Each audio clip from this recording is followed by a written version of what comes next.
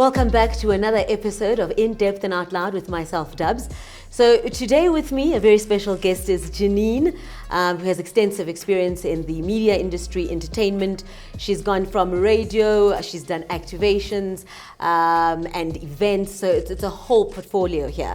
And now if you are a student that is currently studying media practices, marketing management, or business management, this is definitely the conversation for you. And we've got a bit of a treat for you as well, because she is apparently looking for interns as well. Jannine, hi. How are you today? I'm good. I'm so excited to have you here.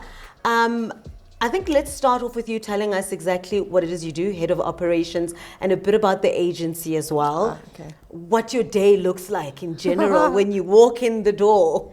So I work for a great agency called Wrapped Creative. It's a very interesting agency because they're flipping the model. Mm-hmm. So it's not your conventional agency where you do just above the line or below the line. So we're actually an integrated agency. So if you come to Wrapped, you're going to get above the line thinking when you want to do a television commercial, or you can have media buying. We can do podcasts for you.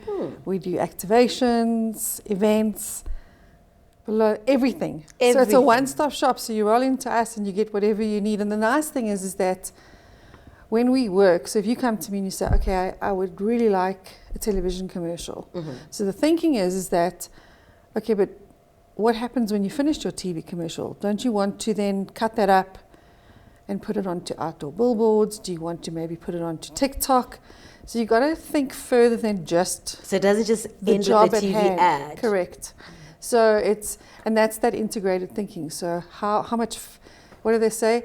Create once, use everywhere. Yes. So more bang for the buck, and we all know that that's actually crucial for clients right Absolutely. now. And it keeps them coming back. Wow, that's incredible. Yeah. So you're head of operations at the agency.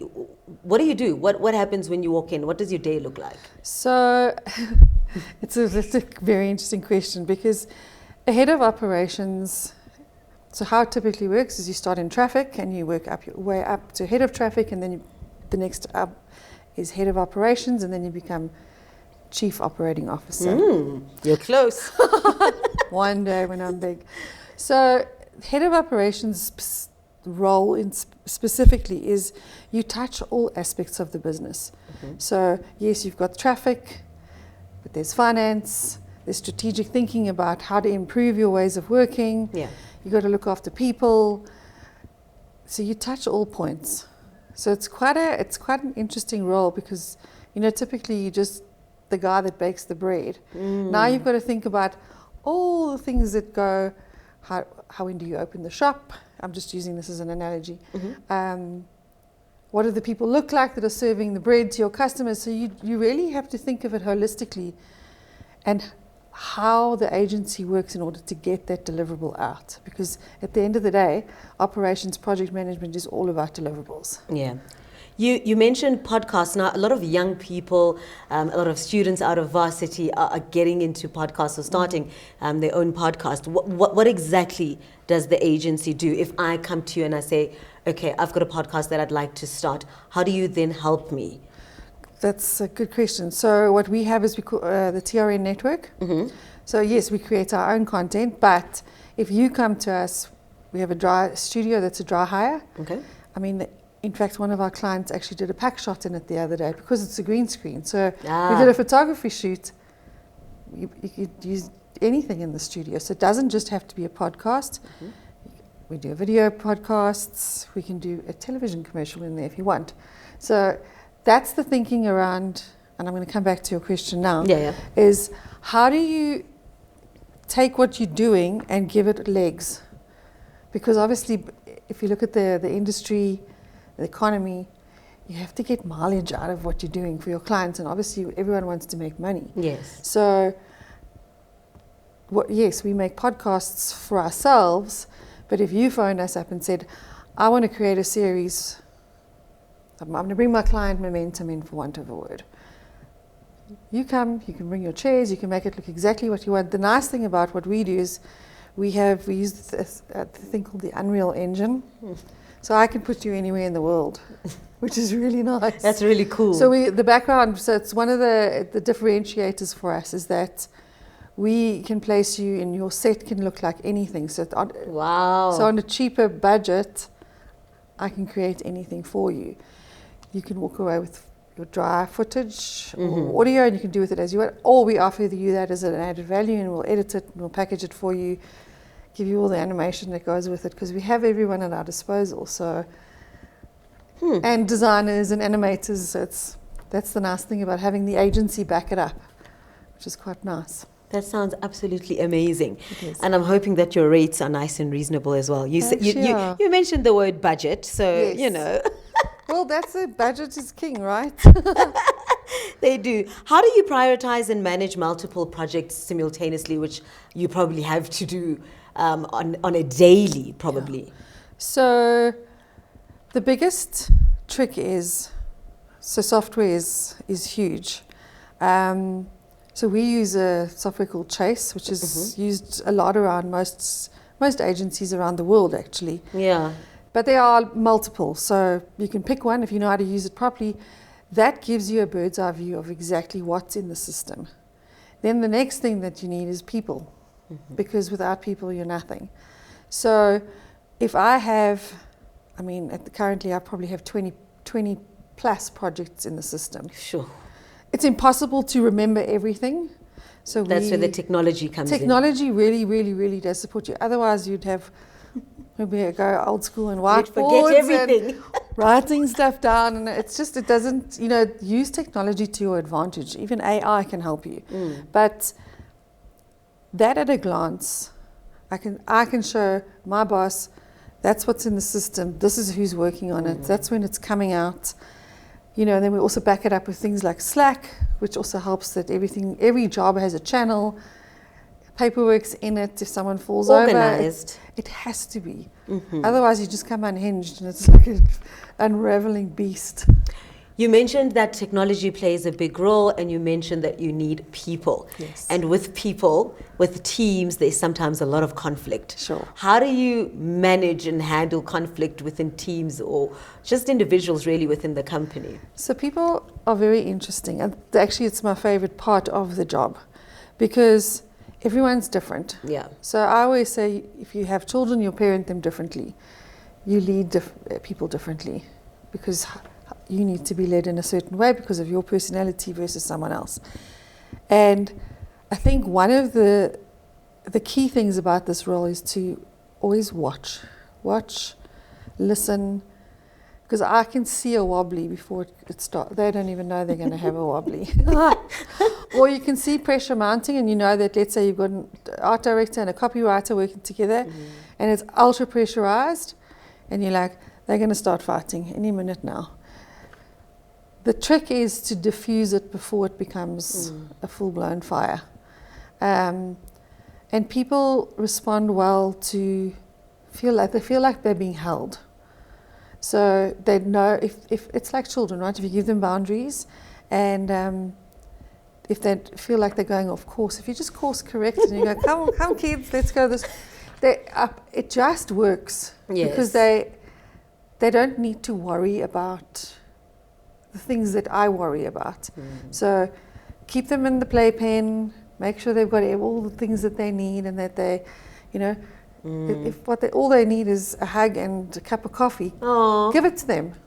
I also really think is a differentiator. And I mean, in the creative space, we have big personalities, don't we? Yes. Different big personalities. Yes. So it's a lot. It is, and so sometimes you have this one doesn't work. Want to work with that one, and it's like, okay, guys. Do you know what I mean? It's all fine. Like I like the software approach. It's how I like to do things. Yeah. But at some point, the business objective has to take over. It's like we don't always get to have the toys we want. Yes. So the job at hand is actually important. And at the end of the day, it's the client that we need to please.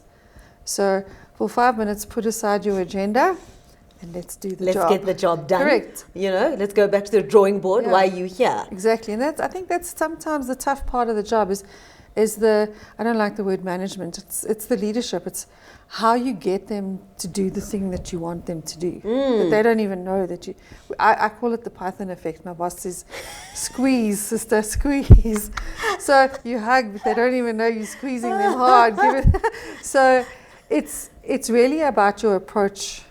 So some people, you can give them that, listen here, let's cut the crap, let's do this. Other people, you need to be on a gentle approach, you know, come with sweets and you have it under control. It sounds like you have it under control. I'd say most days. How do you keep them motivated, and how do you keep the staff morale high? You know, a lot of companies struggle with that. And I mean, if staff morale is messed up, you know, generally people don't feel like doing stuff. You know, they're annoyed, they're upset. And there's just a lot of negative vibes going on. So how do you motivate them and make sure that the staff morale is up there? It's tough some days, but what I always, you know, someone will come and sit in my mind. I have a sweet jar. It's the best thing in the world. You guys use it. So people come and they get a sweet, and they'll go unpack everything. And, you know, it's always from their point of view, which is fine. And what I always ask them, I say, okay, flip the script. What if you were in that person's shoes, or you were the client? Let's put yourself in a different set of shoes. Or, I don't like the way that person spoke to me. Fair, but have you asked them if they're okay today? Maybe they've had something that's gone on at home. People don't behave badly for no reason. So I always like them to sit and think about, yeah, I'm upset, this is happening to me, what about the other person? So it's almost like reversing the situation. And sometimes therapists like to call it, we water fake plants, which I love. But I'm sitting here and I'm going, well, this person's treating me terribly. Actually, they're not even thinking about you, because they're just worrying about the thing that they need to get done. So communication. Guys, communication is so important, because if I don't have a conversation with you and I come in and say, you know, I don't like the way that you spoke to me this morning in that meeting. It really wasn't cool. And you go, I'm so sorry, I didn't even realize. Problem solved, walk away, we carry on with our day. Now no one's being negative.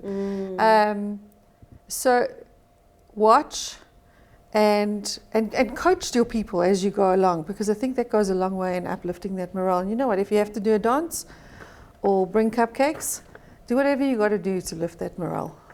You mentioned earlier on that at a time you'd be working on like 20 projects, and thank goodness there's technology, there's people just to make sure that everything runs smoothly, everything is organized.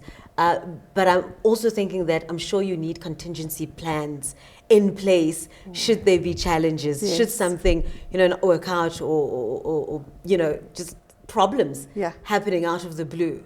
So that happens a lot. If you know what your deadline is, work backwards. Always, if my deliverable is today, I tell them that it was last week Friday. So I give myself 2 to 3 days buffer, because there's always going to be something that trips you up. And if you've got an extra 3 days, you're still going to meet your deadline. So I make the deadline earlier than it's supposed to be. So that's always my contingency. And then some wise lady taught me years ago, she still uses it. You have to have plan A, B, C, D, and even E. So you have to, if this goes wrong, what's next? I think most people go B. We don't go C, D, E. All the way. And I think this is the thing, is when you sit down and you're planning, and I think this is a very big thing for project managers, is that you look at the job as a whole, and you've got moving parts. So you've got let's say you've got, on an event, you've got the technical guys, you've got your catering crews, you've got the decor people. So you look at it all and you go, how's this all going to work as a dance?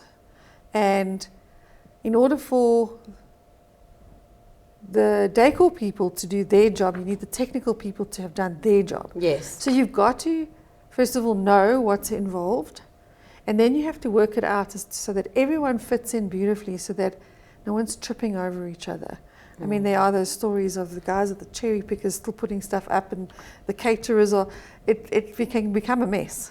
And you'd want to avoid that like the plague, because at the end of the day, the stress sits on you. No one wants stress. So project management from a holistic point of view is very, very important. But all those people are key for the success of your job.